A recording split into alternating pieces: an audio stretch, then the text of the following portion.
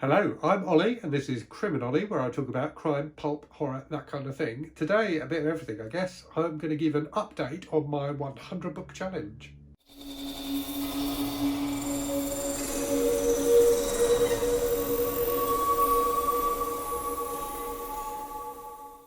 So I set myself the 100 book challenge back in mid-November last year, so about 10 weeks ago. And I set myself that challenge as a penance for the fact that I had deceived you all. So I deceived YouTube and BookTube because I hadn't been upfront about the fact that I created the channel in the first place as a bet with my son, which I subsequently won, I should say. So yeah, we had a bet to see who would get to 100 subs first, and I did, thanks to you lovely people, and have surpassed that. So yeah, I set myself the 100 book challenge, which is that I don't buy any new books until I've read 100 of the books I already own. If you watch my 1001 book tag video, you'll have a sense of how many books I've got, and you will know that I have got lots and lots of books that I need to read. So yeah, I set myself the challenge, as I say, as a penance, and I'm halfway through now. So about a week ago, I think it was last weekend actually, I clocked up my 50th book, which I think was this one. I might check. I'm pretty sure it was this one, All Hallows Eve by Richard Lehman, which was pretty good. And I thought I would come back and give you an update. I've been doing shorts, so every time I finish a book, I do a little short to say I've finished it and tell you the number, where I've got to in the challenge. But I thought I'd actually do a proper update as well. Because it's been quite interesting, to be honest with you. So I was looking at the stats for the challenge, and I suppose actually before we get into the numbers, what I wanted to say first was actually it's been pretty easy. It's been easier than I would have expected it to be. There's definitely been books I would have liked to buy, and I've already done one video where I talk about books I haven't bought. And I've got a list of plenty more, so I may do another video in a similar vein. But yeah, what I've been doing instead of buying the books is just putting them on a list, which actually is in some ways quite almost as satisfying. I mean, it's not as satisfying, but it's it still fulfills some kind of a need in that I know I'm not going to forget about the book.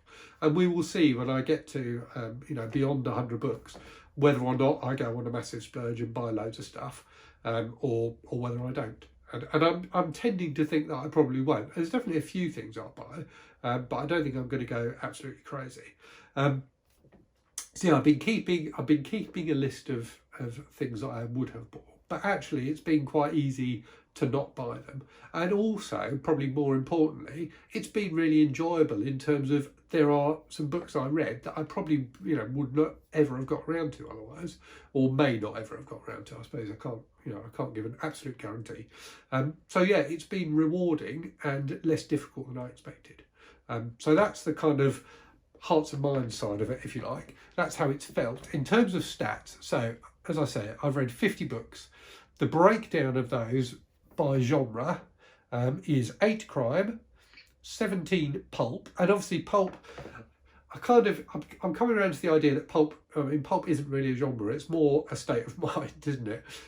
So some of those pulp books were fantasy books, some were crime books, but yeah, 17 that I would classify as pulp, 12 horror, and then of the rest, so what does that leave? So that leaves 13 that are neither crime, pulp or horror. So of those, 1 romance, 2 that I would term kind of general fiction, 1 non-fiction, and 9 science fiction or fantasy. So a reasonable spread, but definitely more weighted towards what I would call genre fiction, so popular genre fiction.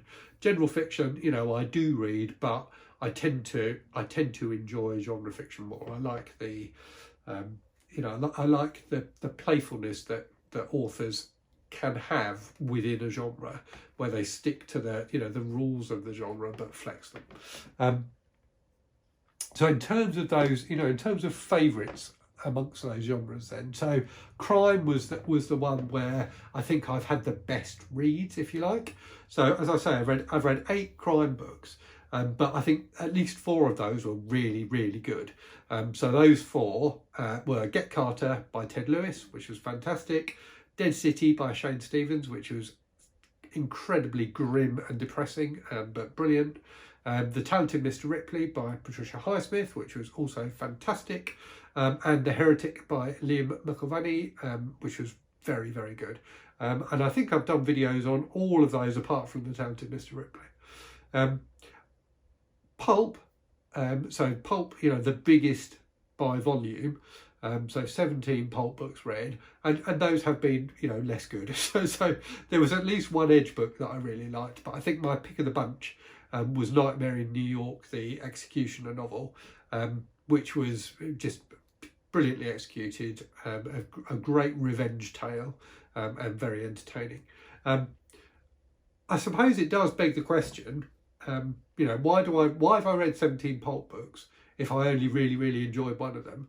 And the truth is, because I definitely enjoyed all of them. So I don't think there's a single book there that I didn't enjoy. It's just there's only one that really stood out. And that is probably, if you like, the nature of pulp fiction is that it's generic. It tends to be quite generic and samey because writers are writing to a formula. So it's perhaps not surprising that there's only one that really stood out. But I did enjoy all of them. In terms of horror, I think probably the best of those was Dearest by Peter Lockram, which I read fairly early on, I think, in the 100 Book Challenge, but has really lingered with me. One scene in particular, as I said in my review of it, was very memorable and grim. And yeah, it's one of those books that's quite deceptive in that when you're reading it, it doesn't really feel like that much, but when you reflect back on it, it's definitely got something, as did his book The Third Beast. That had something as well, and that indefinable thing that that makes you remember a book. And then in sci-fi fantasy, which is the other area that I read a fair bit, so I think probably Fellowship of the Ring by Tolkien is my pick of those, which is probably not surprising. So yeah, I've read a few fantasy books. So I read the first Wheel of Time book, for example, which is pretty good. But yeah, Fellowship of the Ring, I think definitely my favourite of those. And then also, so kind of other stats that I thought might be interesting. So shortest book that I read was Deep Trouble, which is a Goosebumps book. So short by design, I guess. The longest was Swan Song by Robert R. McCammon, so his epic post-apocalyptic novel, which was very good indeed. The oldest book, I think, and I did go through them all, I'm pretty sure the oldest was Princess of Mars by Edgar Rice Burroughs, which I think is from the 1910s. I might be wrong. I'm sure someone will correct me in the comments if I am wrong. And the newest was Mestiza Blood by V. Castro, a horror short story collection, which came out towards the end of January this year. So quite a range there. So a range of over 100 years, over a century, between the oldest and the newest. In terms of which book had I owned for the longest period of time, I was quite interested in that. And I did notice, looking at that list of 50, that the majority are books that I've acquired quite recently. So all the pulp books are ones that I've acquired in the last 6 months to a year. And I think probably most of the horror were as well. And certainly some of the crime, not all of the crime, but some of the crime. So the book I've owned the longest was A Deadly Shade of Gold by John D. MacDonald, the Travis McGee mystery, which was really entertaining, a bit longer than some of the Travis McGee books, and I thought it did feel a bit padded and a bit convoluted, but it was still good fun. And I think I've had that for over 10 years. I'm pretty sure I got that as an ebook not long after I got my first ebook reader, which was a Sony one before I even had a Kindle. So yeah, I've had that book for at least 10 years unread. So very glad to have got to it. But in terms of the book that I was most pleased to have read, as in a book that I think would have escaped me otherwise, I think that's probably the Lord of the Rings book. So I've read now the first two and I've got the third to read. I've had those 3 books, I think, for probably 3 or 4 years. And obviously, at many points in the past, I could have read the Lord of the Rings books and haven't. So it feels like something I've been putting off, I don't know why. I'm very glad to now have read them. And I think, without the 100 Book Challenge, I may well not have done so. So I'm glad to have done the 100 Book Challenge, if only because it's meant that I've read the first 2 and will soon read the third of the Lord of the Rings books. It's also worth saying that there were 3 books that I've read in this period that didn't count towards the 100 book challenge.